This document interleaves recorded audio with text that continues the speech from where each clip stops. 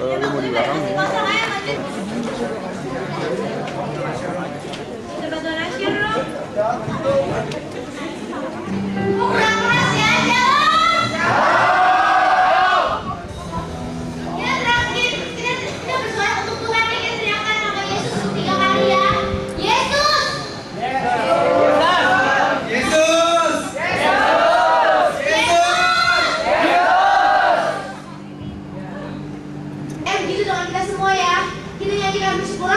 Bersyukur bisa ada di sini untuk memuji nama Tuhan.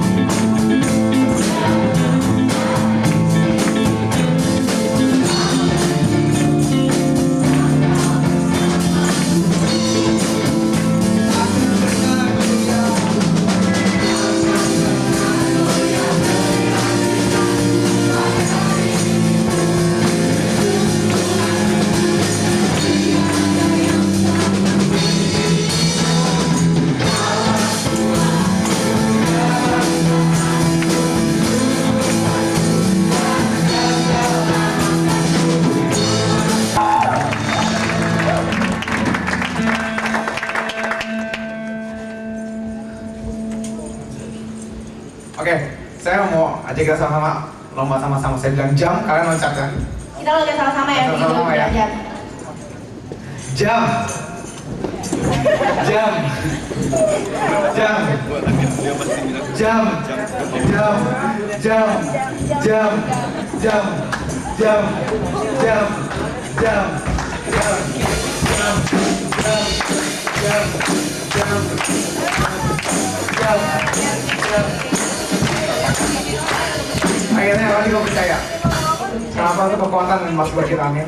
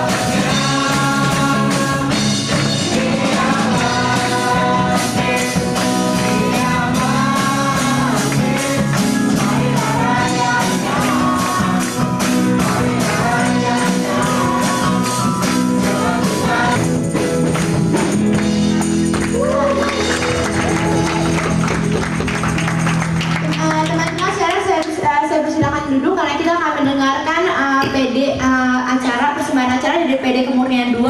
Selanjutnya presentasi dari SMPK 7.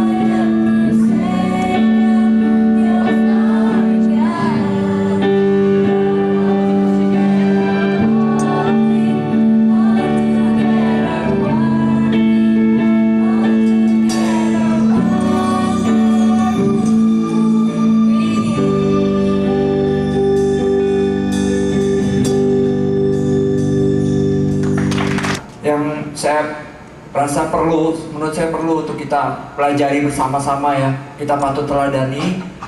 Dia waktu hari Natal tahun kemarin, ya hari Natal yang tahun kemarin, dia PD-nya sebenarnya belum lama berdiri, tapi kemudian dia mengadakan suatu rencana untuk di hari Natal itu pergi ke panti asuhan. Nah, kita melihat dengan biaya sendiri. Ya, itu nanti kita dengar bagaimana dia melakukan semuanya itu. Temanya waktu itu judulnya Christmas on the Road. Oh, berbagi kasih. Sebenarnya kita sebagai umat-umat remaja Kristen yang Tuhan udah bebaskan kita dari dosa. Kalau Tuhan aja udah mau segitu berkorbannya buat kita, kenapa kita yang bisa pergi ke panti asuhan, udah dikasih fasilitas lengkap untuk begini begitu, kenapa kita cuma merencanakan dan lakukannya itu agak susah? Padahal kita tuh lebih beruntung daripada mereka. Mereka membutuhkan banget, sedangkan kita selalu berlebihan. Iya, oke. Nah, kita melihat itu motivasinya. Dan waktu kamu sampai di sana di tempat panti asuhan itu, kira-kira apa yang kamu waktu itu apa yang kamu lakukan di sana? Waktu sampai di panti asuhan, pertamanya itu nunggu gerombolan dari Metro TV itu bentar dulu, soalnya mereka juga lagi kunjungan. Terus kita di situ ya presentasi bagi firman, konsumsi yang hadir. Kira-kira Terus kesan mereka gimana waktu kamu datang ke sana? Kesan dari pemilik panti asuhan atau anak-anak yang kamu kenalan gitu kan mungkin di sana. Apa kesan mereka? Kalau kesan mereka sih waktu kita pertama datang ya, mereka tuh ya kelihatannya pertama biasa-biasa aja. Tapi waktu diajak praise and worship langsung semuanya tuh herannya jauh lebih semangat daripada anak-anak gereja, jujur. Ya, puji Tuhan ya. Ya kita udah dengar sendiri. Dan waktu setelah kamu udah melakukan semuanya itu, kira-kira gimana perasaan kamu gitu? Ada nggak sesuatu yang kamu dapatkan waktu sesudah habis kunjungan ke sana? Perasaan aku ya Berkat apa gitu ya kamu? senang banget karena ya jelas kita udah bisa melayani yang gimana ya, kalau mereka tuh benar-benar butuh kasih, butuh ini, butuh itu, butuh firman Tuhan dari kita, dan kita udah melakukan salah satu tugas kita, ya lega dong. Ya, puji Tuhan ya. Ya kita mengucap syukur. Oke, kita Matthew boleh duduk. Oke kan, seringkali PD kita tuh kalau PD sekolah selalu dapat hambatan. Coba kita koreksi diri sendiri. Mungkin PD kita tidak menjadi berkat gitu bagi sekolah dan juga bagi orang lain. Kita hanya sibuk dengan diri sendiri. Nah makanya sengaja tadi Matthew aku minta kesaksian karena itu cukup bagus itu ya untuk diteladani untuk setiap PD-PD sekolah yang ada di sini. Mulailah untuk mulai menjangkau keluar. Amin. Oke. Ya kita tepuk tangan untuk Tuhan ya.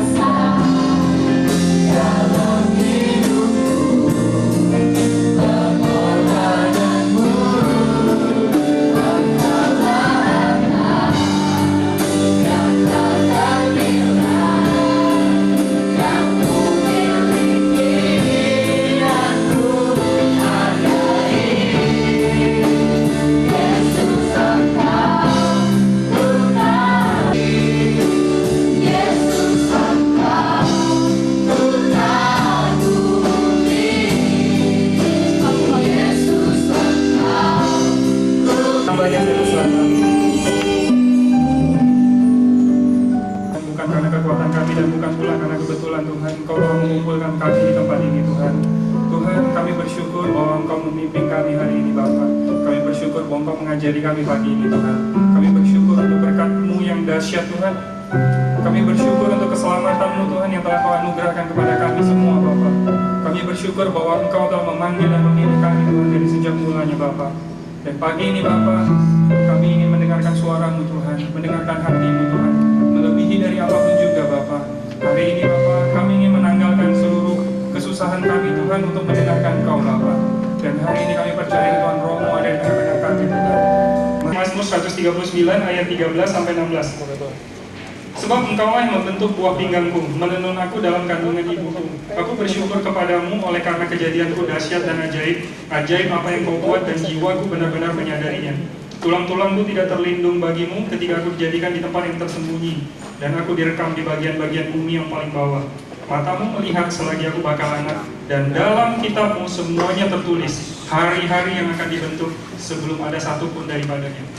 Coba kita lihat lagi ayat 16 yang B-nya. Ya, coba semua berusaha untuk mengerti kalimat-kalimat ini karena ini kayaknya kalimatnya agak sulit. Dan dalam kitab-Mu semuanya tertulis hari-hari yang akan dibentuk sebelum ada satupun daripadanya. Ada yang susah mengerti ya kalimat yang terakhir? Ya. Nah, jadi kalau misalnya kalian mau tahu arti kalimat yang terakhir, saya melihat beberapa versi Alkitab itu kan. Itu sebenarnya isinya simpel, isinya tuh kayak gini. Dan di dalam kitab Tuhan itu ada tertulis apa yang akan saya perbuat bahkan sebelum saya melakukan. Itu yang benar-benar tertulis di dalam Alkitab. Jadi, tahu nggak artinya apa? Artinya, di surga sana Tuhan memiliki sebuah buku sebenarnya. Sebuah buku yang di depannya ada tulis nama kita masing-masing, kemudian di dalamnya ada sesuatu yang akan kita lakukan sampai kita meninggal nanti. Ya. Dan buku ini berisi tentang hidup kita yang akan kita lakukan dari A sampai Z, sampai kita dipanggil Tuhan nanti. Dan kalau kalian baca di Alkitab, di dalam kitab Wahyu itu ada tertulis bahwa nanti akan dibuka semua kitab. Dan saya percaya ini adalah salah satu kitab yang akan dibuka. Ya, jadi misalnya tadi si Matthew, Tuhan punya kitab atas nama Matthew di surga kan. Kemudian dia buka, kemudian ditulis sama Tuhan. Hari ini dia akan pergi ke panti asuhan bersama teman-temannya. Kemudian buka lagi halaman berikutnya tanggal 19 dia akan pergi ke KKRP di sekolah di Dartmouth gitu ya, di Philadelphia House. Dan kemudian dibuka lagi halaman berikutnya ada rencana-rencana Tuhan yang dahsyat. Dan inilah artinya bahwa hidup kita di dunia ini bukan karena kebetulan. Kenapa? Karena bahkan dari sejak mulanya Tuhan sudah punya rencana di dalam kehidupan kita. Ya, ingat Tuhan menciptakan bumi selama berapa hari? 6 hari kan? 7 hari itu salah. 7 hari itu istirahat ya. 6 hari. Jadi Tuhan menciptakan bumi selama 6 hari. Dan ketika Dia menciptakan bumi, langit, binatang lah, Dia menciptakan terang, Dia menciptakan gelap, Dia menciptakan tumbuh-tumbuhan, semuanya dengan firman-Nya kan. Tapi ketika Dia menciptakan manusia, Dia menggunakan tangannya. Diambilnya debu, diambilnya tanah, kemudian dibentuknya, kemudian diberikan nafas kehidupan. Artinya apa? Manusia itu bukan makhluk yang biasa. Bahkan sebelum kalian dijadikan beribu-ribu tahun yang lalu, pada waktu itu kan tidak ada waktu kan. Jadi Tuhan itu sebenarnya hidup dari zaman kekal terus kekal gitu. Bagi Tuhan itu nggak ada waktu 1 tahun, 2 tahun, 3 tahun, itu tidak ada. Tuhan hidup di dalam kekekalan. Dan bahkan sebelum Dia menciptakan Adam, Dia sudah tahu bahwa nanti di bumi suatu hari akan lahir yang namanya Budi, yang lahir namanya Joko, yang lahir yang namanya Yulila, yang namanya Jenny. Dan Tuhan mencatat semuanya di dalam kitab kehidupan. Jadi kalian ingat satu hal, kalian ada di dunia ini bukan karena kebetulan, bukan karena kecelakaan, bukan karena tidak dikehendaki orang tua, tetapi Tuhan sudah punya satu rencana di dalam kehidupan kalian. Ya, dan kebanyakan orang di dunia ini yang gagal mengikuti rencana Tuhan pasti akan hancur hidupnya. Ya, kalian ingat nggak dulu? Nggak tahu ya, kalian masih ingat atau enggak dulu ya? Dulu ada grup musik di Indonesia, di penyanyi kan, yang namanya Armatia. Itu isinya kalau nggak salah si Anjas Mara, Gunawan, Tia Ivanka. Kasih nama grup musik Armatia. Kalian tahu nggak artinya Armatia apa? Armatia itu bahasa Yunani yang artinya dosa. Ya, jadi lucu ya, mereka nyanyi-nyanyi gitu, nama grupnya dosa gitu. Harmatia itu kalau dalam bahasa Yunani itu artinya apa? Meleset dari sasaran. Jadi seperti ada sebuah sasaran anak panah, kemudian kita memanah, dan kemudian meleset dari sasaran. Itu harmatia, dan itu artinya dosa. Jadi kesimpulannya apa? Ini loh, Tuhan tuh sudah punya tujuan kan untuk kita kan? Ada di dalam bukunya semua tertulis. Ini loh tujuan saya menciptakan kamu. Ini yang merupakan rencana saya bagi kamu. Tertulis di dalam kitab Tuhan. Dan kemudian kita meleset dari yang direncanakan Tuhan.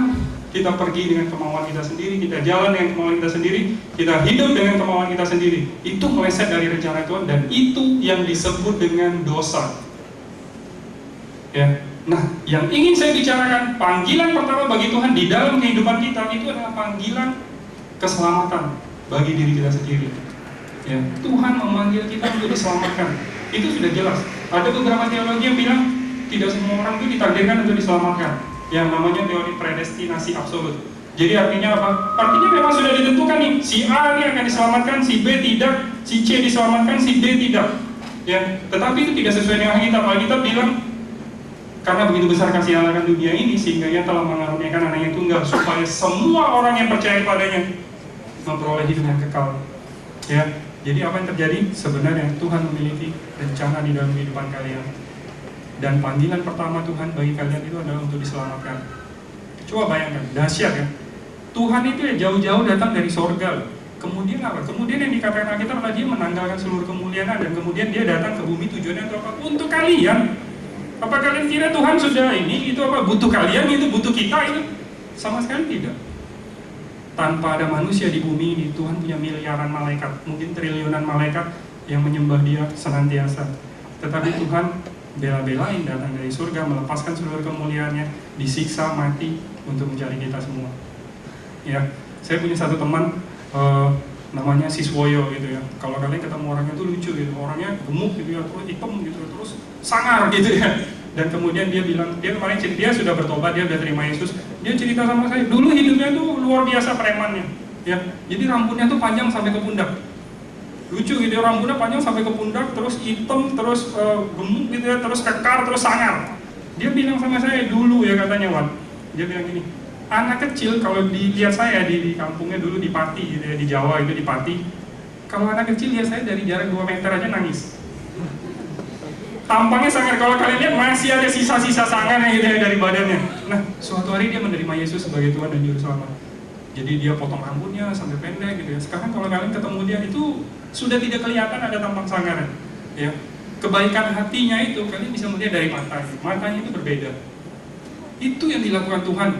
Bukan cuma sekedar mengubah fisik kalian terus kalian dibawa ke gereja, rajin ke gereja, KTP kalian jadi Kristen terus kalian kemana-mana bawa kitab. Bukan. Yang dimaksud Tuhan dengan panggilan keselamatan itu adalah kalian itulah yang berubah, kita itulah yang berubah. Hidup kita itu berubah gitu. Jadi bukan cuma sekedar supaya kita datang ke gereja, KTP jadi Kristen, bawa kita kemana-mana. Kesannya terlalu kecil kan? Iya kan? Kalian pernah dengar cerita tentang pendeta yang bunuh istrinya? Belum pernah kan? Pendeta ada bunuh istrinya. Gara-gara apa? Pendetanya stres, pulang gereja gitu kan. Terus akhirnya bilang sama istrinya, saya stres nih. Istrinya bilang, gak mungkin, kamu tuh pendeta. Kamu gak mungkin stres gitu kan? Ya udah, pergi kamar. Minggu depan pendeta bilang sama istrinya, saya stres banget nih. Gak mungkin, kamu kan baru dari gereja, gak mungkin kamu stres gitu. Dan akhirnya pas suatu hari pendetanya kesel gitu kan, istrinya diseret, dibunuh, kemudian mayatnya disembunyikan. Ya, seperti itu orang Kristen. Kemudian ada kemarin yang cerita di GBDI, seorang ketua YUT membunuh pendetanya sendiri. Ya kan, pernah dengar ya di berita, masuk Indosiar 2 kali gitu ya. Terus yang baru-baru ini yang di Malang, Ibu Mercy gitu ya, karena kesulitan ekonomi entah karena apa itu meracuni 4 orang anaknya, kemudian dia bunuh diri. Itu orang Katolik. Marimutu Manimareng yang punya teks Mako, karena kesulitan perusahaannya lompat dari apartemen apa gitu ya, saya lupa, Aston atau apa gitu ya, lompat, meninggal. Kristen. Terus kalian pernah ingat dulu kasus pembunuhan yang anak Trisakti itu yang dulu juga heboh gitu ya, beda agama gitu ya, ceweknya agama Islam, cowoknya Kristen gitu. Terus karena ceweknya ngaku saya hamil mas, katanya kan langsung dibantai gitu ya, terus mayatnya dibuang ke Bandung. Ingat kan? Ya, waktu itu saya pernah di-emailin sama sama teman ya dari kantor. Itu tentang halaman Friendster. Friendster yang itu, yang bunuh itu gitu ya. Halaman Friendster yang bunuh itu sama yang dibunuh. Jadi halaman Friendsternya dikirim ke email, disebarin di kantor. Dan kalian tahu tidak? Cowok itu yang bunuh itu bilang kok buku favoritnya apa? Alkitab. Film favoritnya apa? Passion of the Christ. Tapi ketika saya hamil mas, langsung keprok kepalanya, meninggal, dibuang di Bandung. Seperti itu kan orang Kristen gitu. Atau kemarin yang lebih heboh, saya baru dengar berita ya, saya baru baca dari Karisma Magazine online gitu ya, ada satu di Amerika seorang pendeta, kepala dari denominasi gereja salah satu yang besar juga di Amerika, ditangkap sama polisi. Gara-gara apa tuh kan? Ternyata dia adalah pembunuh berantai. Ya, jadi selama bertahun-tahun dari masa muda dia sudah bunuh banyak orang, mainnya sembunyikan, kasusnya dia terpecahkan, ketemu ternyata itu adalah pendeta itu. Apakah kekristenan seperti itu? Apakah panggilan hidup kita cuma untuk sekedar KTP kita Kristen? Ataukah Tuhan benar-benar ingin mengubah kita menjadi seseorang yang baru? Tuhan tidak memanggil kita cuma untuk sekedar jadi Kristen, kita punya jabatan di gereja, kita punya pelayanan di gereja, ya. Saya punya satu teman lagi, saya ingat waktu itu sudah beberapa waktu yang lalu ada satu cewek, ya, begitu stres, begitu ya luar biasa tertekannya hidupnya gitu. Dan kemudian ketika dikorek-korek akhirnya dia ngomong, ternyata dulu waktu dia kelas 4 SD dia pernah diperkosa sama sepupunya sendiri. Ya, sepupunya Kristen, tapi belum lahir baru mungkin ya, ya nggak tahu lah ya. Yang pasti mereka ngakunya Kristen. Dan hidupnya akhirnya menjadi kacau, hidupnya cewek ini akhirnya menjadi tertekan gitu ya. Jadi dia ada membawa satu akar pahit yang tidak pernah bisa diungkapkan kepada orang lain. Sampai terbawa sampai kira-kira dia kuliah, dari 4 SD sampai kuliah. Bayangkan, nggak ada satupun keluarganya yang tahu. Ya kan, saking stresnya seperti itu. Dan akhirnya dia tidak bisa menyembah Tuhan dengan benar. Seperti itu, dan ketika dia ngaku, saya pernah diperkosa. Saya bilang, Tuhan tidak peduli, gitu ya. Yang penting ketika kamu menyerahkan hidup kamu pada Tuhan, kamu menjadi manusia yang baru. Dia akhirnya nangis, dan semenjak saat itu hidupnya dipulihkan. Dulu dia takut ngomong sama orang, akhirnya sekarang dia menceritakan hal itu kepada beberapa temannya. Kenapa? Karena dia tahu bahwa dia adalah manusia yang baru, yang dipulihkan oleh Tuhan. Tuhan memanggil kalian, itu tidak memandang latar belakang. Ya. Kalau kalian lahir di keluarga ini, kalau kalian lahir di bapak yang namanya si A, ibu yang namanya si B, itu bukan kemauan kalian kan? Gak bisa kalian sebelum dunia ini dilahirkan, kalian bilang sama Tuhan, saya mau lahir di keluarga cendana. Nggak mungkin banget kan? Jadi apa yang tidak bisa kalian ubah, kalian terima itu sebagai jalan hidup kalian. Tetapi apa yang bisa kalian ubah, yaitu masa depan kalian, kalian harus tentukan sendiri. Dan panggilan Tuhan yang pertama di dalam hidup kita itu adalah supaya kita diselamatkan. Banyak orang yang stres di dunia ini kan. Ya, saya kalau misalnya dulu ya penginjilan di Untar, saya dari Untar kan. Jadi kadang-kadang dulu lucu gitu kan, ada teman saya, "Wan, kita penginjilan yuk. Ayo kita penginjilan," gitu ya. Jadi kita jalan gitu kan ke Untar cari mangsa gitu ya di hobinya kan. Ada yang sendirian, ada yang sendirian. Oh, itu dulu pojok sendirian. Ya udah kita datengin gitu ya. Terus teman saya kan orangnya tuh cuma ini aja, senang aja penginjilan, tapi nggak berani ngomong gitu kan. Jadi saya disuruh maju gitu ya, dia duduk di belakang sampai pura-pura nggak tahu gitu ya, pura-pura dengerin gitu kan. Seperti itu. Dan suatu hari saya ketemu dengan satu orang cowok, dia adalah seorang Buddha, ya, seorang Buddha yang taat kayaknya kan. Dan kemudian mulai ngomong, akhirnya jadi perdebatan. Terus dia bilang, kamu tahu nggak Kristen tuh Alkitabnya gini. Terus dia bilang, saya bilang, setahu saya Buddha juga gini. Kamu tahu nggak Kristen itu seperti ini? Dan akhirnya perdebatan jadi agak panjang gitu kan. Dan akhirnya saya bilang sama dia seperti ini, kamu tahu tidak? Kalau saya berdebat dengan kamu, saya pasti nggak akan menang. Ya kan, karena saya tidak seintelek kamu gitu kan, kalau dalam soal pengetahuan agama. Cuman sebelum saya pergi, saya mau tanya deh satu hal gitu kan. Kamu bahagia nggak dengan hidup kamu sekarang? Dan kalian tahu nggak, orang dari orang yang cerewet gitu ya, wah perdebatan dengan reinkarnasi beribu-ribu tahun seperti itu. Ketika dia mendengar pertanyaan itu, apakah kamu bahagia dengan hidup kamu sekarang? Dia terdiam. Tidak ada lagi perdebatan. Langsung keluar di traktat. Jadi, kalau kamu mau mendapatkan hidup bahagia, Yesus adalah satu-satunya jawaban. Ya, kebanyakan orang mendegradasi nilai dari Injil. Mereka mengundang orang, ini ada artis ini datang gitu ya. Kalian tahu bahwa satu-satunya pemecahan atas hidup kalian itu cuma Yesus. Kalau ada orang bilang, saya pengen dilepaskan dari narkoba, tapi saya tidak mau terima Yesus, take it or leave it. Kamu terima Yesus atau tidak sama sekali. Kalau kamu mau hidup kamu beres sekalian. Kalau mau hancur sekalian. Ya, ada satu teman saya juga, teman gereja, ya. Saya dari Jambi kan, dari kota kecil, jadi saya sudah di Jakarta ini kira-kira 11 tahun lah tinggal ya. Nah di Jambi saya punya teman satu, kena narkoba, sudah bertahun-tahun, dan dokter bilang dia harus minum obat seumur hidup, nggak bisa disembuhkan lagi. Kemudian suatu hari diajak ke retret, di retret itu kan, suatu ada acara, dia di kamar, dia nggak mau ikut acara, kemudian dia nyalakan lilin gitu ya, mulai ini, apa saya nggak tahu tuh narkoba apa, dia pakai lilin dibakar dulu, terus disedot gitu ya, mau ngisep narkoba di retret. Tapi dia lupa bahwa di gereja banyak orang yang mendoakan dia, banyak orang yang mendoakan pemulihan dia. Dan kemudian ketika dia lagi nyalakan korek api untuk mulai ngisap narkoba gitu ya, dibakar atau diapain ya, terus tiba-tiba dia niup, apinya mati. Wah ini ada angin nih katanya, dinyalakan lagi korek apinya. terjadi lagi, ditiup lagi, apinya mati. Sampai ketiga kali. Dan kemudian Tuhan menjamah dia, dan dia akhirnya tahu bahwa ini ada Tuhan. Dia berteriak, Yesus. Dan hari itu juga dia dilepaskan. Sampai sekarang tidak pernah minum obat lagi. Tuhan sudah melepaskan dia sepenuhnya.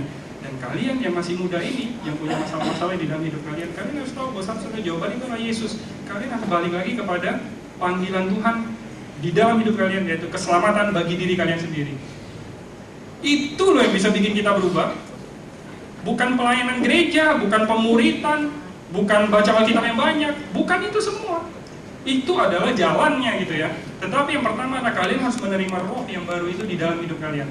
Kekristenan itu bukan agama yang berdasarkan tata cara. Kan ada kan orang yang berusaha berbuat baik dengan cara apa? Menutupi aurat gitu ya. Kemudian dia harus melakukan ini, melakukan ini, melakukan itu, melakukan ini, tidak boleh ini, tidak boleh itu, tidak boleh ini, tidak boleh itu. Tapi Kristen itu bukan agama yang memaksakan perubahan dari luar. Kekristenan itu adalah ada kuasa yang mengubah kalian dari dalam. Itu bedanya kita dengan orang lain. Makanya kita tidak perlu melakukan beberapa gerakan-gerakan fisik itu untuk mencapai Tuhan.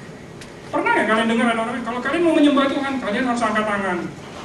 Kalau kalian mau menyembah Tuhan dan berkenan di hadapan Tuhan, kalian harus berlutut. Kalau kalian mau berdoa, kalian harus menjemata. Tangan kalian harus seperti ini. Tidak. Kekristenan itu bukan itu. Barang siapa mau menyembah Tuhan, dia harus menyembahnya di dalam roh dan kebenaran. Kebenaran itu apa? Ketika kita dilahirkan kembali, kita berkenan di hadapan Tuhan. Makanya waktu Yesus mati, ingat waktu Yesus mati, tirai baik Allah kan terbelah dua kan?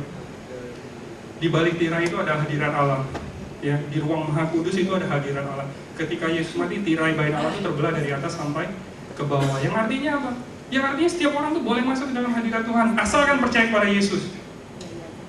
Dan ketika Yesus mati pula, hadirat Allah tidak pernah tinggal di satu tempat yang diciptakan oleh manusia lagi. Dia keluar untuk mencari manusia-manusia yang akan diselamatkan. Yesus datang bukan untuk mencari orang yang benar, tapi mencari orang yang sakit. Ya, itu panggilan yang pertama. Dan panggilan yang kedua, itu adalah panggilan keselamatan bagi orang lain. Ya, percaya tidak? Kalian di dunia ini punya satu tujuan. Ya, coba kita buka Filipi 1.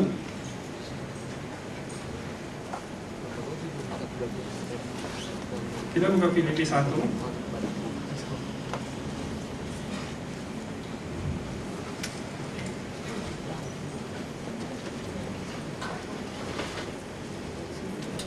Filipi 1 ayat 21.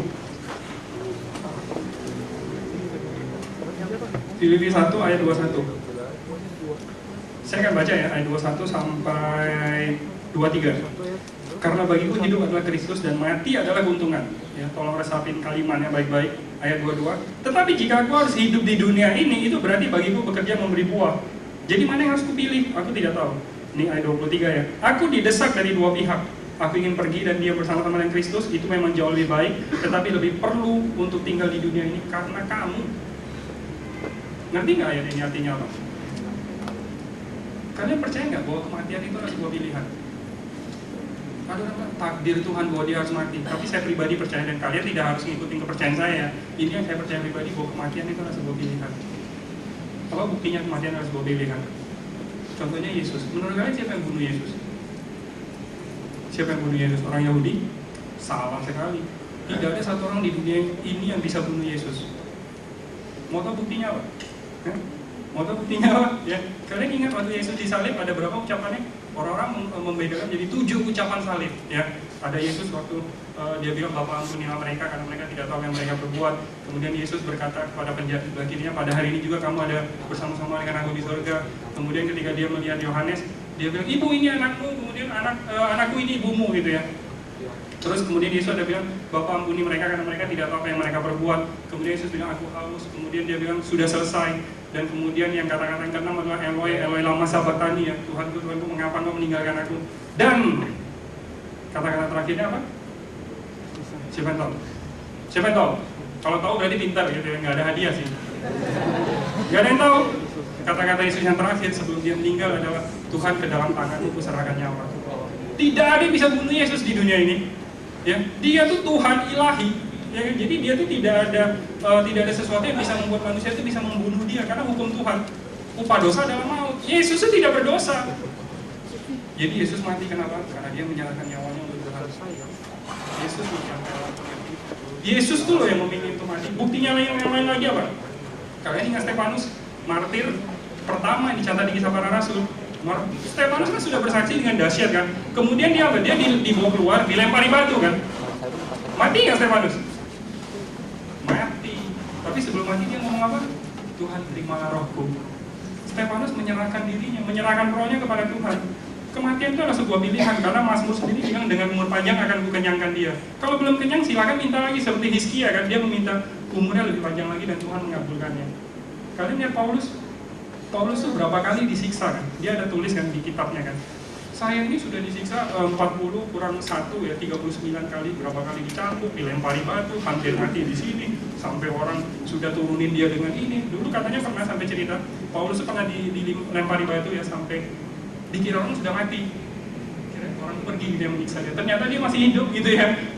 Itu Paulus. Kenapa Stefanus dilempari sekali mati, Paulus nggak mati-mati? Stefanus memilih mati, Paulus tidak memilih mati. Itu yang saya percayai. Kalian tidak harus mempercayai itu gitu ya. Dan ini yang saya maksud. Alasan kenapa Paulus tidak mati-mati, karena kamu, kata Paulus. Kalau menurut sejarah kita, Paulus meninggal pada usia 80 tahun dengan dipenggal. Ya, jadi dia dibawa pada usia 80 tahun yang sudah lanjut, dia dibawa ke atas bukit di Roma, kemudian dipenggal, kepalanya menggelinding beberapa kali, dan itu sampai sekarang masih ada tempat itu di Roma. Paulus bilang, mati itu adalah keuntungan. Kalau saya hidup, ya untuk Kristus memberi buah, tapi sebenarnya mati itu adalah keuntungan. Jadi sebenarnya kalau saya baca dari ayat ini, Paulus itu sebenarnya pengen lebih cepat-cepat pulang ke surga itu lebih enak. Tetapi Paulus bilang, makanya dia bilang kan saya didesak dari dua pihak, maksudnya dari surga dengan dari bumi. Tetapi akhirnya aku memilih untuk di bumi ini. Kenapa? Karena kamu itu loh, kata Paulus. Saya ini sudah punya surga, saya sudah punya tempat tinggal di surga, saya nggak butuh lagi dunia ini, kata Paulus. Tapi saya mau tinggal di dunia yang fana ini, ngalamin siksaan semuanya karena apa? Karena kamu. Hal ini mencerminkan panggilan Tuhan yang kedua bagi kita, itu adalah untuk orang lain. Pertama kita diselamatkan, dan kedua panggilan Tuhan bagi kita itu adalah untuk memberkati orang lain. Jadi saya kadang-kadang percaya seperti ini. Tidak perlu kalian percaya, ini apa yang saya percaya aja gitu ya. Ya kalau orang tidak mau menjalankan panggilan Tuhan, dia bisa cepat mati. Ini yang saya percaya, kalian tidak perlu mempercayai. Kenapa? Tidak ada gunanya lagi di dunia. Ya kan? Pernah tidak kalian berpikir bahwa banyak orang di dunia depresi? Kenapa? Karena mereka tidak pernah punya panggilan. Ya. Saya akan kasih tahu satu hal. Ya, apabila di dunia ini satu orang tidak punya panggilan, tidak punya mimpi untuk memperbesar kerajaan Tuhan, untuk melayani Tuhan, mereka pasti akan main-main dengan hidupnya. Karena itu kalian ketemu orang yang suka ke diskotik, yang hura-hura, narkoba. Kenapa? Tidak punya tujuan hidup. Ya. Bawa satu orang narkoba, kita nggak usah bicara soal Kristen dulu. Ya, kita bicara, anggaplah kita ini psikolog lah, bukan orang Kristen. Bawa satu orang narkoba, kasih dia impian, kasih dia tujuan hidup, kasih dia makna, ya kan? Kamu tau nggak?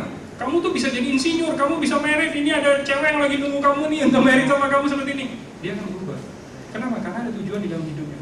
Apalagi kita yang orang Kristen. Tuhan memanggil kita untuk siapa? Untuk orang lain. Jadi kalau kita ditaruh di sekolah kalian masing-masing, ingat, itu ada satu tujuan. Ya, ada satu tujuan. Matthew tadi masih SMP kan? Matthew masih SMP. Mana Matthew tadi? Masih SMP kan? Masih SMP itu dahsyat, sudah bisa mikirin kayak gitu. Saya waktu masih SMP, saya sama teman-teman masih sibuk main kelereng. Ya. Kita nggak ngerti loh soal kayak gituan beneran. Ya kan? Saya diselamatkan tuh waktu saya kelas 2 SMA. Kalau kalian dari SMP sudah bisa diselamatkan, melayani Tuhan, begitu dahsyatnya. Saya pernah bukan baca buku, saya lagi lewat di toko buku gitu ya. Ada satu autobiografi tentang Billy Graham. Billy Graham itu adalah salah satu penginjil legendaris yang masih hidup saat ini di dunia. Biasanya kalau kalian baca legenda-legenda penginjil hebat itu semua udah meninggal. Cuma satu yang masih hidup, Billy Graham. Sekarang mungkin umurnya sudah 81-82 tahun. Ya, dia adalah orang pertama yang penginjilan ke Rusia. Dia adalah orang pertama yang menginjilan ke negara-negara Eropa Timur yang komunis. Setiap kali dia khotbah, dia memecahkan rekor khotbah sampai ke 1 juta orang yang berkumpul di satu lapangan. Dia bukan orang karismatik, dia nggak ada pelayanan kesembuhan, nggak ada pelayanan mukjizat, hanya pesan keselamatan. Setiap kali saya mendengar nama Billy Graham, saya itu selalu berpikir luar biasa dahsyat. Dan ketika saya lagi menulis autobiografi itu, kemudian Tuhan bilang sama saya gini, kamu tahu nggak? Sebesar dan sedahsyat itulah saya bisa memakai seseorang. Sebesar dan sedahsyat itu saya bisa memakai seseorang. Siapa sih Billy Graham? Bukan siapa-siapa. Tuhan itulah yang dahsyat. Karena itu kalau kalian dipanggil ke sekolah kalian harus mulai mikir, saya ini ngapain ada di sekolah ini? Ya kan? Mendingan ya, kita tuh mengenal panggilan kita dari awal. Kenapa? Karena dari situ kita akan dipulihkan oleh Tuhan. Karena dari situ kita akan mengenal Tuhan dengan lebih dahsyat. Ya, kalian tahu nggak? Saya mau cerita tentang satu orang ya, namanya Ali Hafed. Ya, saya setiap kali saya kemana-mana, saya selalu bertemu dengan orang yang bingung. Saya bingung dipanggil Tuhan kemana? Saya bingung Tuhan panggil saya kuliah kemana gitu ya. Tuhan bingung, saya mau kerja di mana gitu ya. Nah, ada satu orang yang namanya Ali Hafed. Jadi dia itu seorang petani di Mesir gitu ya. Nah, suatu hari dia ya kerjanya tiap hari gitu, cangkul, belajar, ladangnya yang kering gitu ya. Kemudian dia nanam apa yang bisa nanam. Kemudian suatu hari dia didatangi oleh seorang misionaris. Kemudian ngobrol-ngobrol, misionaris ini keluarin dari kantongnya sebuah batu. Ali Hafed terkejut gitu kan, gila batunya luar biasa sekali. Ketika diarahkan ke matahari, kemudian timbul cahaya seperti ribuan bintang-bintang. Batu itu adalah sebuah permata. Ya.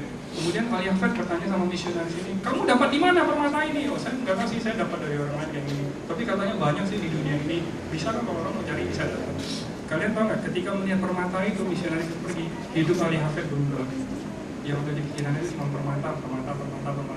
Dia masih teringat dengan ribuan cahaya seperti ribuan bintang-bintang, cahaya yang berkilauan seperti itu. Dan dia putuskan, saya akan menjual seluruh rumah saya dan ladang saya dan pergi mencari permata itu. Jadi dia melakukannya, dia jual seluruh rumahnya, dia jual seluruh ladangnya. Dengan bekal uang itu dia pergi berkelana ke seluruh dunia. Itu waktu itu Ali Hafed masih muda. Dan ini kisah nyata ya. Dan dia berkelana, dia pergi itu sampai tua, nggak ketemu permatanya. Ya. Sampai suatu hari di Selat Gibraltar dia meninggal dalam usia tua tanpa pernah menemukan permatanya. Jadi kisah Ali Hafed selesai, dia meninggal. Ya. Dan kemudian rumah dan ladangnya itu dibeli oleh orang lain, seorang petani. Jadi suatu hari petani yang beli rumahnya Ali Hafed itu lagi cangkul di halaman belakang rumah Ali Hafed kan. Cangkul kemudian tak. Cangkul, wah ini ada batu nih. Jadi dia gali-gali untuk menyingkirkannya. Kemudian ketika dia lihat kok batunya aneh gitu, sekali batunya diangkat mengarah ke matahari dan terlihatlah cahaya seperti kilauan bintang-bintang. Kalian tahu tidak apa artinya? Ali Hafed telah menghabiskan seluruh hidupnya menjual ladangnya, menjual tanahnya untuk mencari permata yang entah ada di mana. Padahal permata itu ternyata ada di belakang rumah dia.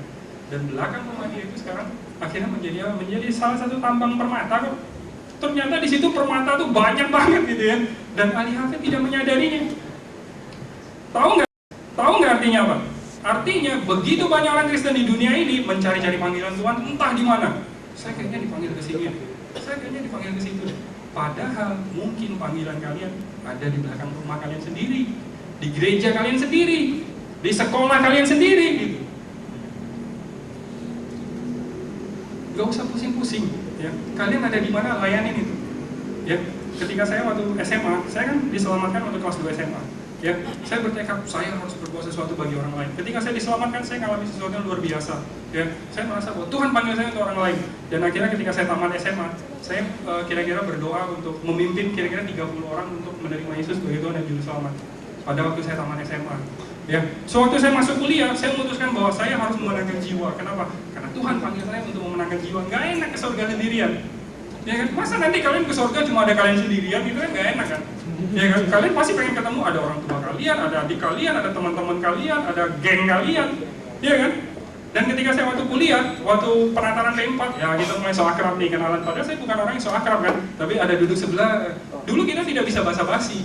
Jadi kalau lihat, wah ini tampangnya Chinese nih katanya kan, mata sipit gitu kan. Kamu Kristen bukan? Iya, nggak ada basa-basi. Kamu Kristen bukan? Iya. Kamu sudah lahir baru belum? Maksud kamu dibaptis? Kalau dibaptis sudah. Bukan lahir baru. Apa itu lahir baru? Diselamatkan. Ya kan? Diselamatkan tuh itu gini. Sampai saya ingat ada satu orang namanya Ivan, dia dari Kalimantan kan. Kemudian dia bilang, apa itu diselamatkan? Diselamatkan itu terima Yesus, hidup kamu akan berubah. Dia sudah mengubah hidup saya. Benar. Kamu pasti merasa hampa kan dalam hidup kamu karena kamu tidak diselamatkan. Iya sih, saya merasa gak ngerti tujuan hidup saya apa. Makanya kamu harus diselamatkan. Gimana caranya selamatkan? Saya pimpin doa mau nggak? Kamu terima Yesus.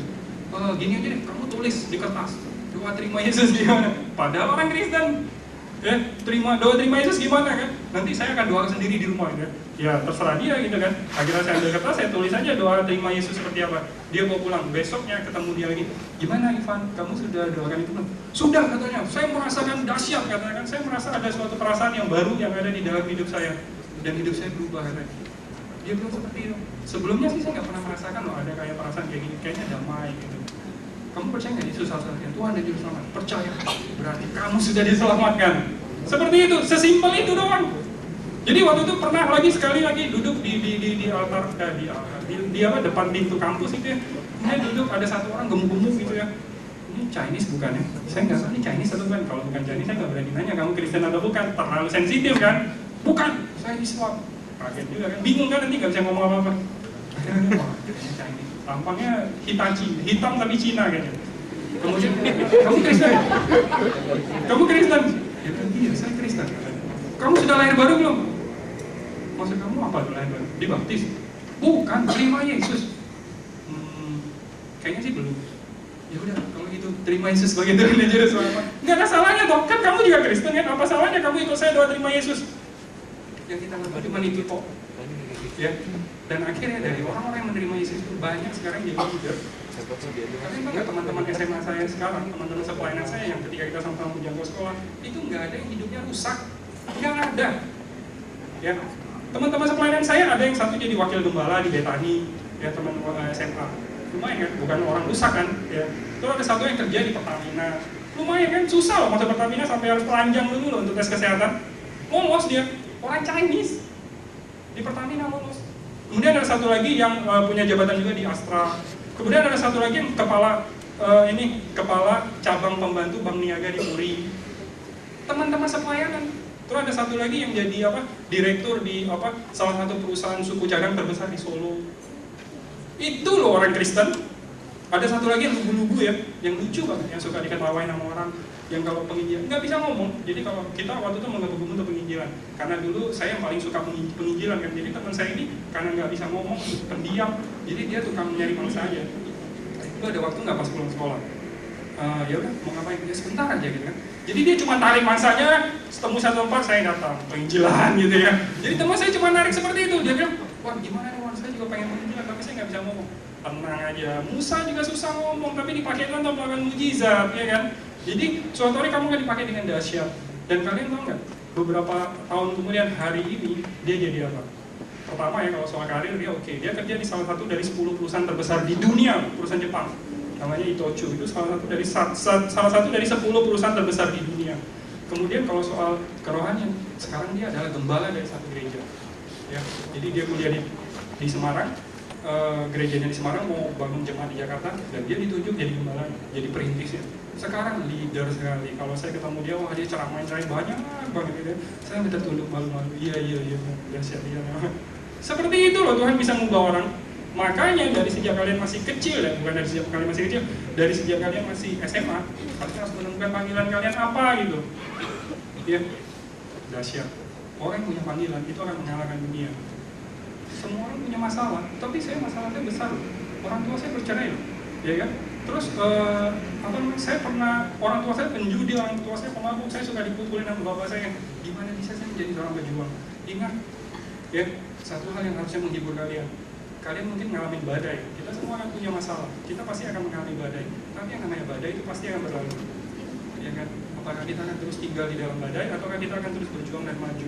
Itu semua ada pilihan tangan kalian, ya. Dan saya akan tutup pidato saya hari ini dengan satu cerita, ya, bahwa semua orang di dunia ini bisa melakukan sesuatu untuk Tuhan. Ada seorang ibu rumah tangga nih, ya, namanya Gloria Copeland. Ibu rumah tangga, ya. Jadi maksud saya, ibu rumah tangga loh. Kalau kalian bicara ibu rumah tangga itu apa sih? Yang di rumah kerjanya cuma pakai daster gitu ya, terus badannya nggak melar, itu pasti dong nggak kerja itu kan. Badannya melar cuma pakai daster, terus nggak pernah make up, rambut awut-awutan, kadang sisirnya masih nempel di rambut gitu ya. Ibu rumah tangga kan seperti itu kan.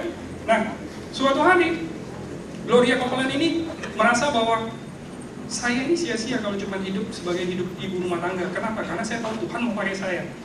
Ya, suaminya bekerja kantoran seperti itu. Dan kemudian dia sharing sama suaminya. Sebenarnya Tuhan mau pakai saya untuk sesuatu yang dahsyat. Saya tahu itu, cuma saya nggak tahu itu apa gitu. Ya kan? Dan akhirnya Gloria Copeland bilang sama suaminya, bantu saya doakan. Tuhan tuh mau pakai saya di bidang apa gitu. Gloria Copeland nggak bisa ngapa-ngapain, tapi dia punya beban untuk mengasihi orang lain. Jadi akhirnya dia memutuskan, oke deh saya mau melayani, saya mau jadi sukarelawan. Sukarelawan apa? Sosial, pelayanan Kristen yang bantu panti asuhan, bantu panti jompo, seperti itu ya. Dia masuk ke situ, tapi di situ tesnya macam-macam, interviewnya macam-macam, syaratnya macam-macam. Dia bingung, saya mau nolong orang nih, saya punya beban untuk pelayanan, kok malah tesnya macam-macam kayak gini gitu kan. Akhirnya dia dengan sedih dia keluar dari pelayanan itu. Dan tahu nggak apa artinya? Dia bilang sama suaminya, tolong doakan lagi, tolong doakan lagi. Akhirnya Gloria bilang, saya ini nggak bisa apa-apa, saya nggak bisa nyanyi, nggak bisa khotbah, nggak bisa main musik, ya. Akhirnya dia tahu nggak apa? Tapi saya punya beban nih. Akhirnya dia rumahnya ya dijadikan satu pos gitu kan. Ada gelandangan lewat, pak, sini pak. Oh masih capek kan? Udah bapak minum kopi dulu di sini gitu. Akhirnya gelandangan itu diajak ke rumahnya, dikasih minum kopi, ya. Kemudian dia bukain sepatu gelandangannya, dicuci kakinya, dibasuh kaki gelandangan, tangannya dibersihin, dikasih makan, dikasih minum, seperti itu. Kemudian, Pak terima kasih ya Pak udah datang. Kemudian gelandangan itu pergi. Gelandangan kedua datang gitu ya. Pak sini dulu, mau mampir dulu Pak, gitu kan. Istirahat dulu di sini. Dia buka sepatunya gelandangan itu, dicuci kakinya, dicuci tangannya, kasih makan, kasih minum. Kemudian tunawisma lagi lewat, bu, sini bu, gitu kan. Dicuci kakinya, dicuci tangannya, kasih makan, kasih minum. Ya, Gloria Copeland memulai pelayanan dari situ. Dan akhirnya tau nggak apa? Pelayanan itu sekarang mengubah kota Minneapolis di Amerika. Karena bisa bayangkan pelayanan yang dimulai dari situ, akhirnya dia mendirikan yang namanya Caring and Sharing Hands. Ya, jadi benar-benar tangan yang peduli aja. Ya, dan akhirnya ada orang yang nyumbangnya satu gudang gede gitu ya, jadi tempat pelayanan dia. Dan dari situ dia akhirnya mengundang semua pengembara lah, semua tunawisma, semua gelandangan diajak ke situ, dibasuh kakinya, dikasih makan, dikasih minum, sampai akhirnya pelayanan itu menjangkau ribuan orang. Ribuan orang. Dan kalian tahu nggak ya, di Amerika sih eksekutif nih, direktur nih, yang kerjanya di kantor sudah mikirin kayak gini. Itu akhirnya seringkali ketika mendengar pelayanan itu mereka memutuskan, ayo kita pulang kerja, kita jadi sukarelawan di situ. Direktur pakai jas, pergi ke tempat Gloria Copeland, buka jas mereka, kemudian basuh kaki gelandangan, cuci tangan dari gelandangan itu, mereka makan, kemudian memberi mereka minum, dan itu terus berlanjut. Eksekutif, direktur pulang kerja, buka jas mereka, buka dasi mereka, cuci tangan, ya, cuci kaki gelandangan, kemudian memberi makan. Dan pelayanan itu sampai sekarang mengubahkan banyak orang di Amerika, di Minneapolis, kotanya. Nggak butuh bakat kan, untuk seperti itu kan. Yang penting kalian jijik nggak cuci kaki gelandangan, cuci kaki tunawisma kan. Tapi Gloria Copeland tahu bahwa saya ibu rumah tangga, saya tidak punya bakat, tapi saya dipanggil Tuhan untuk melakukan sesuatu, ya. Dan dia melakukan apa yang dia bisa. Dan akibatnya dia mengubah ribuan orang. Jadi kita tidak bicara bakat di sini, kita tidak bicara soal latar belakang, kita tidak bicara soal harta, kita tidak bicara soal kuat gagal, kita bicara soal kemauan. Karena itu kalian masih SMP sudah bertobat itu dahsyat banget. Kalian yang masih SMA sudah bertobat itu dahsyat sekali. Ya, ada banyak orang di dunia ini menghabiskan puluhan tahun untuk mencari-cari apa sih sebenarnya yang saya butuhkan. Tidak akan. Ya, mencari jarum di dalam tumpukan jerami itu memang susah. Tapi lebih susah lagi kalau kalian ngaduk-ngaduk jerami dan kalian tidak tahu apa yang kalian cari. Ya kan? Dan hari ini panggilan kalian yang pertama adalah supaya kalian diselamatkan, dan yang kedua supaya kalian menolong orang lain menerima keselamatan. Jadi hari ini kita berdoa, kita tidak akan panggil maju, ya. Saya cuma ingin berdoa bagi siapa saja yang belum terima Yesus, ya. Kita akan berdoa sama-sama, ya. Dan kemudian yang kedua, bagi kalian yang ingin menyadari panggilan kalian itu di mana, di sekolah kalian punya peran apa, gitu ya. Kita akan mendoakan itu. Cara Tuhan berbicara kan banyak macam. Pertama mungkin Tuhan akan memberikan kepada kalian satu impresi, satu ingatan. Ternyata saya punya beban apa sih, tidak punya orang saya follow. Ya, mungkin seperti itu. Atau kedua, kemudian tiba-tiba kalian diberikan Tuhan ingatan tentang teman kalian di mana gitu. Oh iya, saya tiba-tiba teringat dengan dia. Tiba-tiba ada kasih Tuhan untuk dia. Kalian nggak pernah follow up. Follow up itu nanti, ya, seperti itu. Dan mungkin Tuhan ketika kalian lagi buka majalah itu, kemudian kalian lihat tentang anak-anak yatim. Tiba-tiba ada kasih Tuhan kepada mereka. Follow up, itu mungkin panggilan kalian. Catat itu di dalam buku mimpi kalian. Ya, dan Tuhan akan memberikan banyak hal. Jadi hari ini kita berdoa, kita pejamkan mata kita. Ya. Kami hari ini berdoa Bapa untuk anak-anak yang ada di tempat ini Tuhan, yang belum mengenal Tuhan Yesus sebagai Tuhan dan Juru Selamat yang dahsyat Tuhan. Hari ini juga Engkau jumpai mereka Tuhan di dalam pertemuan pribadi ini Bapa. Dan hari ini juga Bapa Engkau akan berkati hidup mereka Tuhan. Dan Bapa kami berdoa Tuhan untuk anak-anak-Mu Tuhan, yang hari ini Tuhan hidupnya biasa-biasa saja Tuhan, hidupnya merasa hampa Tuhan. Mereka tidak mengerti panggilan mereka apa Tuhan. Mungkin mereka berkata, kenapa saya ada di sini, kenapa saya ada di sekolah ini Tuhan. Dan hari ini Tuhan akan memberitahukan kepada mereka dengan jelas Tuhan, arah hidup mereka Tuhan, apa yang harus mereka lakukan Tuhan, mereka harus mulai dari mana Tuhan. Kami berdoa Bapa di dalam nama Yesus, kedahsyatan-Mu Tuhan, kedahsyatan-Mu dan urapan-Mu Tuhan menjamah hidup mereka Bapa. Dan hari ini ujian-Mu dan Tuhan akan memberkati Engkau dengan dahsyat. Tidak akan ada lagi orang-orang yang berani meremehkan Engkau, karena mereka melihat ada kuasa Allah di dalam hidupmu. Tidak akan ada lagi orang-orang yang berani memandang Engkau rendah, karena Engkau adalah anak Allah yang dahsyat. Mereka akan melihat cahaya kemuliaan dari wajah-Mu. Mereka akan melihat kuasa yang dahsyat dari pekerjaan-Mu. Mereka akan melihat kuasa yang dahsyat dari pelayanan-Mu. Dan Engkau akan mengubahkan bukan hanya sekolahmu, bukan hanya keluarga-Mu, tapi juga gereja-Mu, tapi juga lingkungan-Mu. Dan hari ini Bapa, kami berdoa supaya Engkau memakai kami bersama dengan kami Tuhan. Terima kasih Tuhan, Tuhan anak yang dahsyat. Terima kasih karena bukan dengan kekuatan kami, sekali lagi Tuhan, bukan karena kebetulan dan bukan karena kekuatan kami ada di tempat ini Tuhan. Terima kasih Tuhan anak-Mu Tuhan. Di dalam nama Yesus kami berdoa dan bersyukur. Kita semua percaya katakan, amin.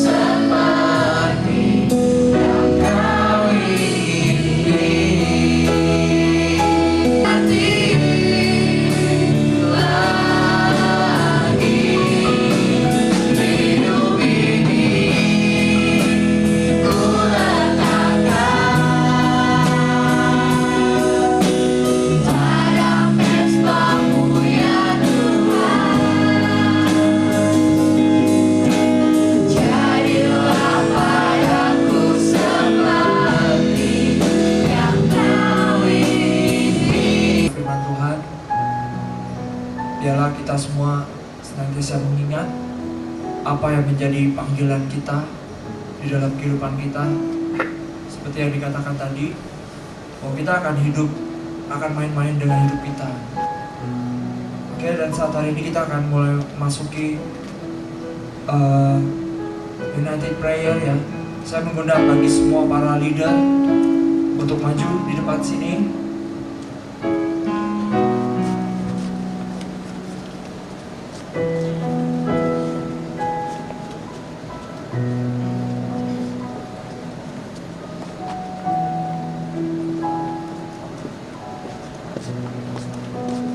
Oke, semuanya udah berkumpul.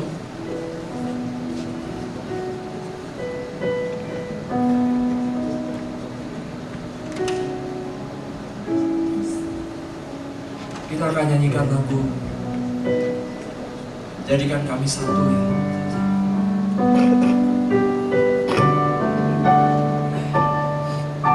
Bagi yang belum bisa, mari kita belajar di hadapanmu. Yesus adalah satu. Kami rendahkan diri di hadapan-Mu.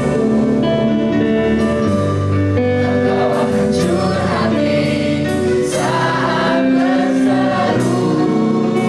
Ajar kami saling melengkapi tubuh-Mu. Seperti Engkau dan Yesus adalah satu. Jadikan kami satu. Jadikan kami satu. Seperti kerinduan-Mu agar dunia tahu. Mulailah dari kami lebih dulu. Jadikan kami satu.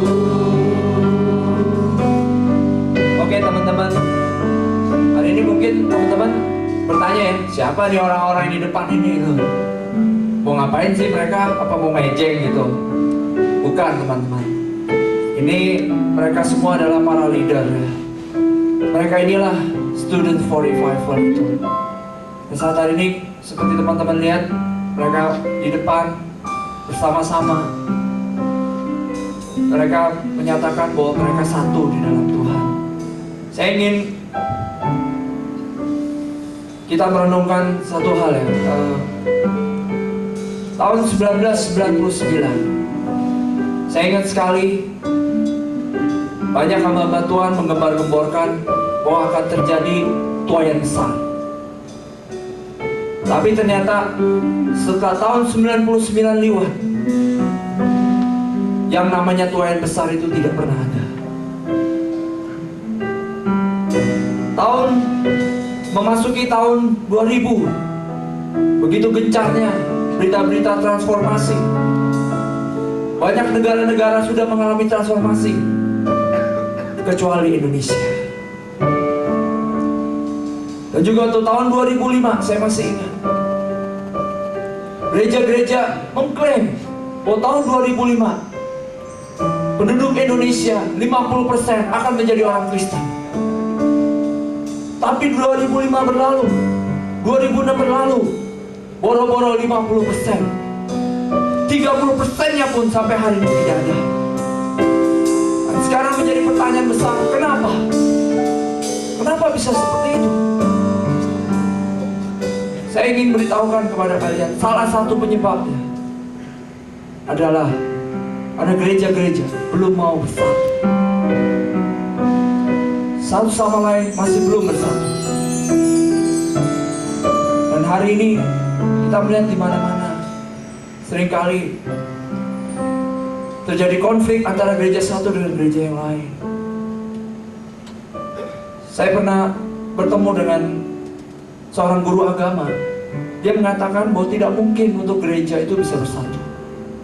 Tapi hari ini kalian lihat di sini, kami semua yang melayani, yang terlibat dalam acara ini, kami ini semua terdiri dari berbagai-bagai gereja.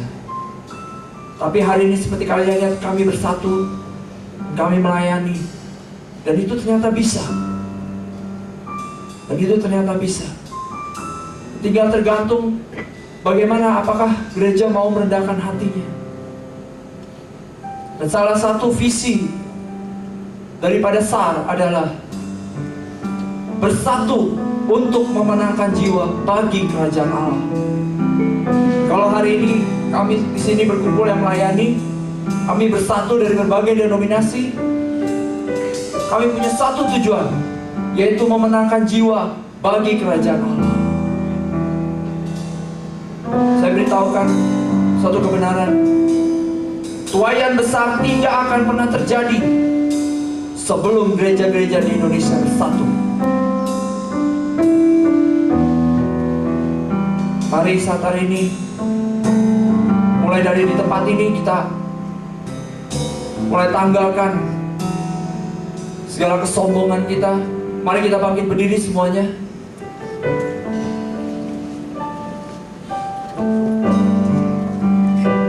Kami saling melengkapi tubuhmu, seperti Kau dan Yesus adalah satu. Jadikan kami satu, seperti kerinduanmu agar dunia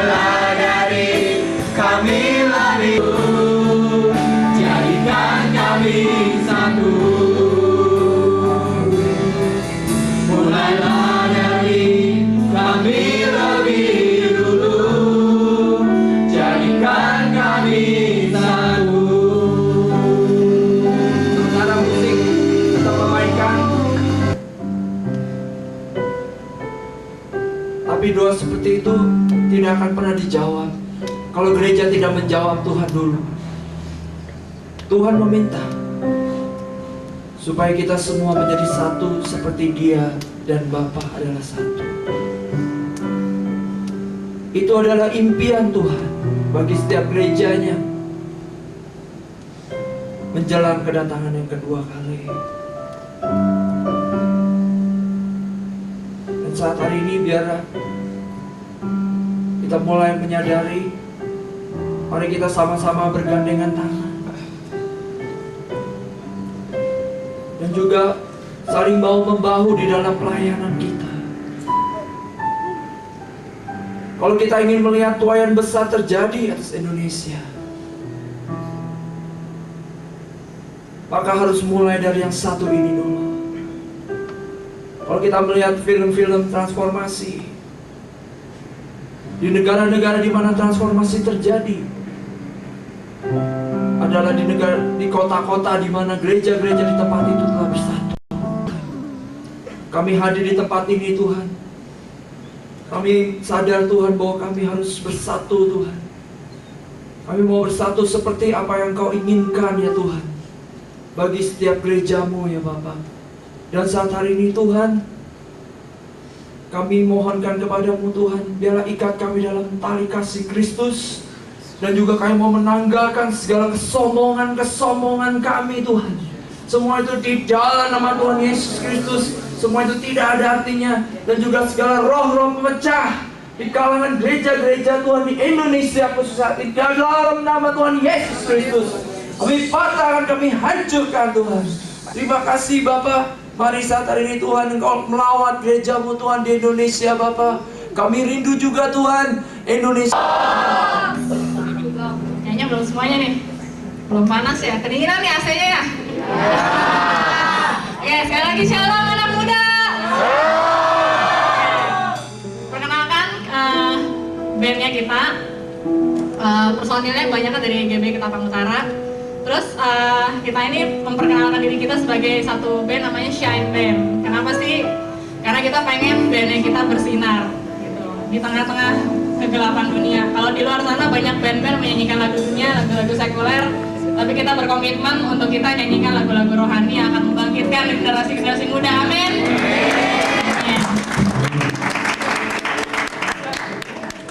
Tunggu ya, lagi nyetem dulu nih. Baru orangnya loh.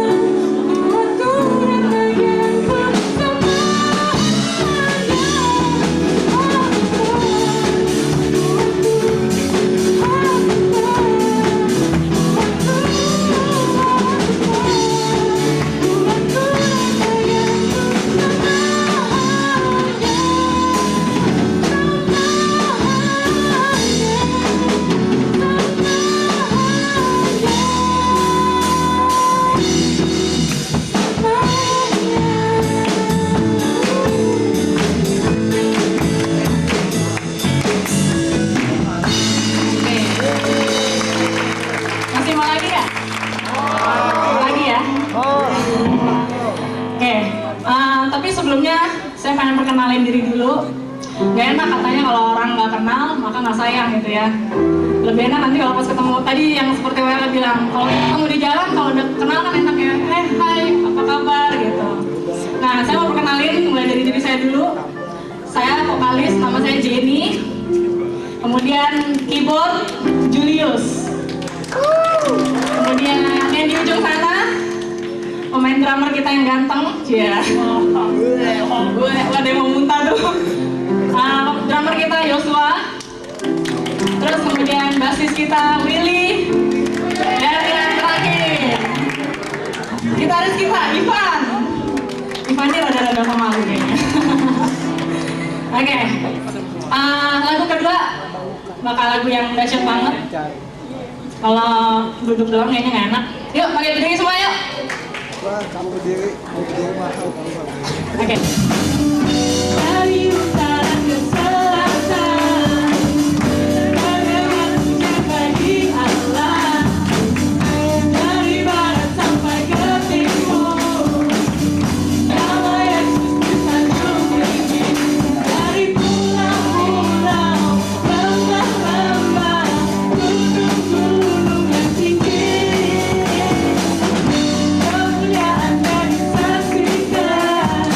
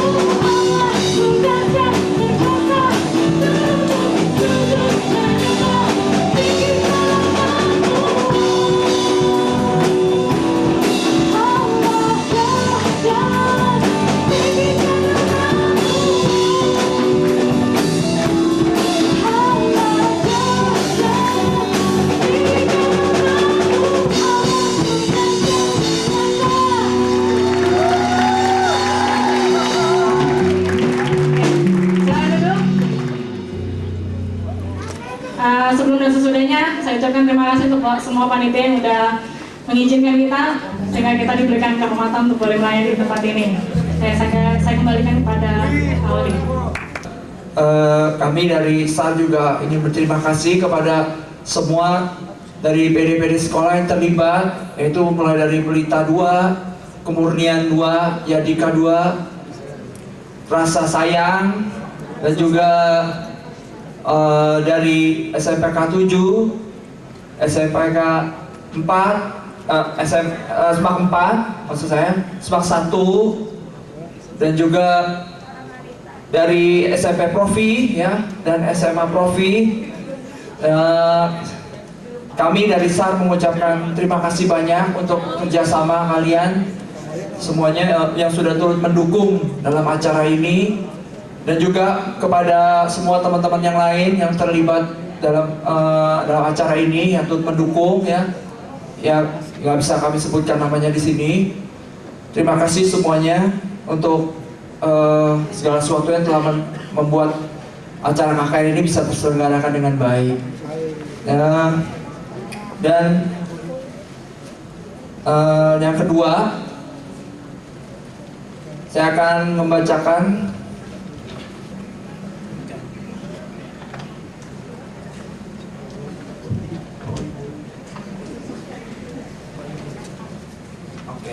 ini ada nama-nama yang akan saya sebutkan. Saya minta tolong dengan kerendahan hatinya segera mendatangi Kak Edwin G. Coba tolong berdiri Kak Edwin G. Siapa ya? Nah, itu dia ya. Gareth, terus Subandi, Willy, Indrawan, dan Niko. Ya, nama-nama yang disebutkan tadi tolong. Dan tadi udah dengar firman bahwa kita punya panggilan tuh tidak jauh dari tempat di mana kita berada. Ya, jadi siapa yang punya kerinduan untuk mendirikan PD di sekolahnya, harap nanti tinggal sebentar selesai acara ini. Ya mungkin di sekolahnya belum ada PD sekolah, ada mungkin setelah dengar firman Tuhan tadi digerakkan Tuhan untuk membuka PD sekolah. Mari kita berurusan sesudah acara ini. Ya, tinggal dulu sebentar ya. Terus yang berikutnya bagi teman-teman yang ingin mengetahui lebih banyak tentang SAR, silakan datang ke saya ya, ke saya Holly ya. Jadi mungkin banyak orang pikir apa sih ini SAR Ministry, apa nih nyasar, bukan ya. Jadi SAR ada artinya, yaitu Student for Revival ya. Nah, bagi kalian yang mau ingin tahu lebih banyak, silakan datang ke aku selesai acara ini. Terus bagi tiap teman-teman yang punya pengalaman yang luar biasa mungkin di PD sekolah ya, itu boleh berbagi. Kami ingin supaya teman-teman mau berbagi bersama dengan kami ya. Dan juga kalau ada dukungan doa, butuh dukungan doa untuk mungkin pelayanan di sekolahnya itu mengalami satu kesulitan, boleh hubungi kami, yaitu di kirim email ke www.s4r_ministry@yahoo.co.id.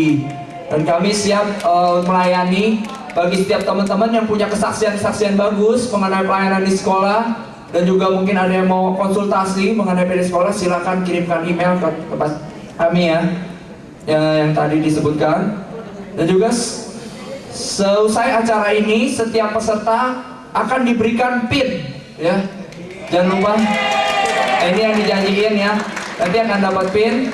Nanti minta kepada seksi pendataan ya, yang tadi masuk ya, itu minta ya, gratis. Kalau diminta bayar, bilang ke aku ya. Terus dan juga tidak lupa kami berterima kasih juga kepada teman-teman ya dari Youth GBI Ketapang yang sudah turut memberikan acara ini ya. Kita bersyukur, terima kasih kehadirannya. Dan kami juga ingin berterima kasih kepada GBI Sungai Yordan secara khusus yang telah ada kemurahan hati gembala sidang di tempat ini. Mungkin kita sulit sekali untuk mengadakan acara ini, tapi kita mengucap syukur Tuhan udah pakai gembala di tempat ini, yaitu Ko Amin, untuk boleh memakai fasilitas ini ya, untuk kita bisa selenggarakan KKN ini. Beliau tadi udah datang, cuman waktunya sedang sibuk, jadi dia tidak bisa mengikuti acara kita, tidak bisa ikut hadir bersama dengan kita. Tapi untuk itu kami ingin memberikan sedikit kenang-kenangan ya dari SAR kepada Ko Amin, kepada Gembala JSS yang akan diwakili oleh Wendy, dan hadiah itu akan diberikan oleh Sylvie.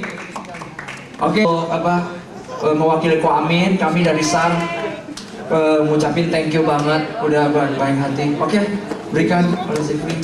Ya, ya teman.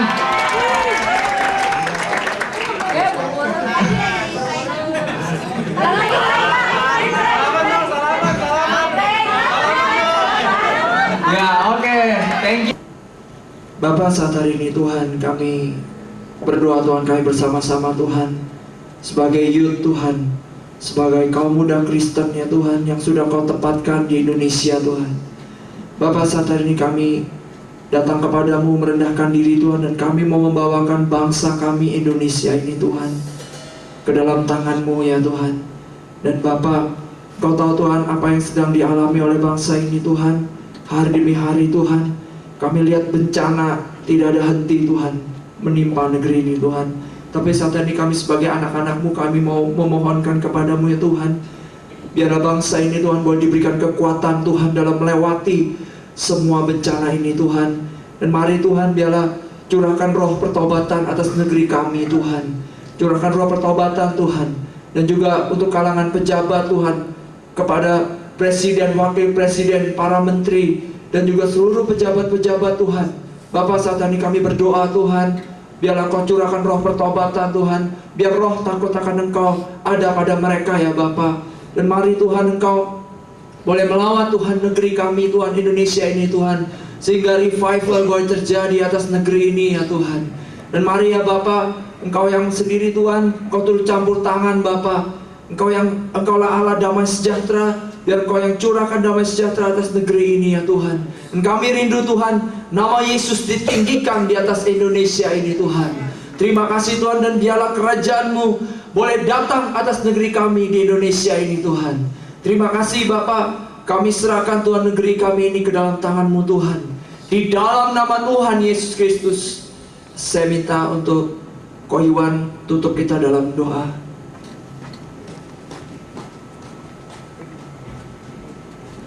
Bapak, kami bersyukur untuk siang ini Tuhan. Kami tahu bahwa apa yang Kau berikan pada kami itu tidak bisa diukur dengan apapun juga Tuhan. Dan siang ini Bapak, kami tahu Tuhan bahwa anak-anak-Mu yang datang tempat ini Tuhan, ada yang datang dengan kerinduan untuk mengenal Engkau, ada yang datang dengan kerinduan untuk mengenal panggilannya Tuhan. Bahkan mungkin juga ada yang datang karena hanya diajak oleh teman ya Bapak. Tapi kami tahu Tuhan bahwa hari ini Tuhan, itu seharusnya mengubahkan hidup kami Bapak.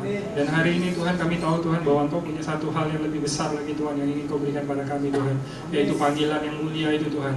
Ketika kami sudah diselamatkan Tuhan, kami ingin menemukan diri kami Tuhan di dalam panggilan-Mu untuk membantu orang-orang lain supaya diselamatkan juga Bapak. Dan hari ini Tuhan, jangan biarkan kami berpangku tangan saja Tuhan, tapi biarlah kami Tuhan terus Tuhan belajar Tuhan untuk bertindak di dalam nama Tuhan. Dan kami bersyukur Tuhan, terima kasih untuk anak-anak-Mu, terima kasih untuk kebaktian ini, terima kasih untuk seluruh pelayan-Mu Tuhan, terima kasih untuk acara ini Bapak. Kami bersyukur bahwa Engkau beserta kami Tuhan senantiasa Tuhan. Kami bersyukur karena Engkau tidak pernah meninggalkan kami Tuhan. Dan hari ini kami mau declare Tuhan bahwa kami tidak bergantung kepada kuat dan gagah dan bakat kami Tuhan, tapi kami bergantung kepada kesetiaan-Mu Tuhan. Terpujilah nama Bapa, di dalam nama Yesus kami berdoa dan bersyukur. Amin. Amin.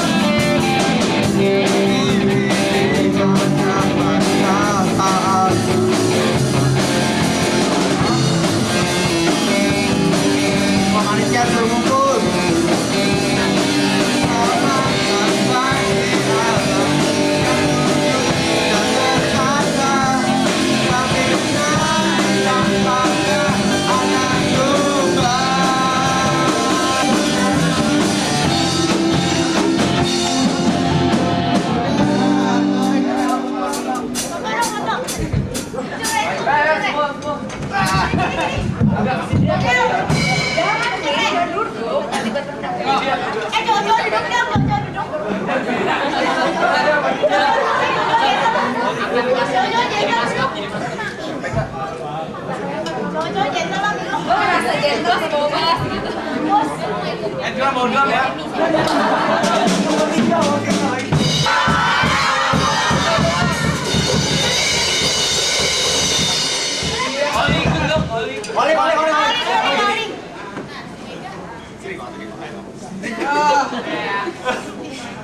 Kelihatan nggak? Terang nggak? Terang nggak?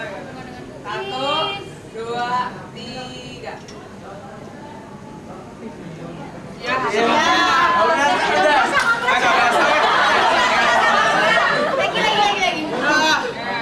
1, 2, 3.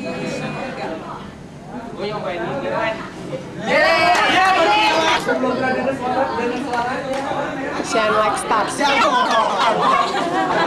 berapa? Jam berapa? Itu berarti kakak. Gila, dasar uut.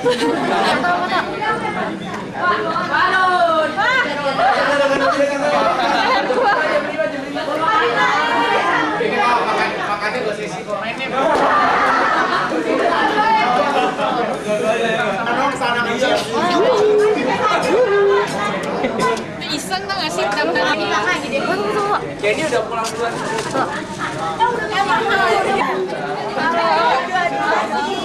Ambil beli 2 beli 1 ya. Nanti nggak boleh.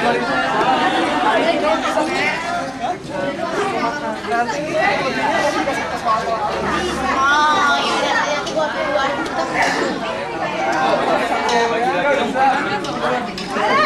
Buat si Wei. Ini extra banyak buat gua sendiri. Dia ada 2 dibawa pulang nih. Aku juga nggak mau. Kayak dikejar paksa lagi. Mau nih. Ini nih paling enak di sini. Ini nih. Tenang dia diam sekarang aja lah.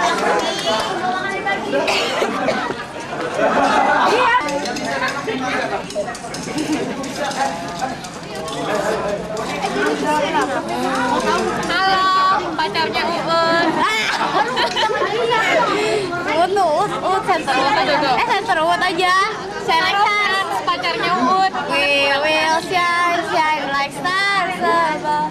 Iya, doain.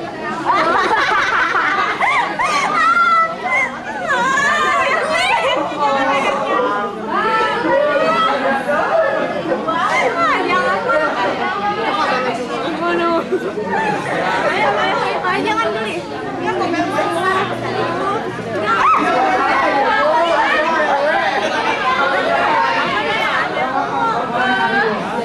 Gua udah masuk.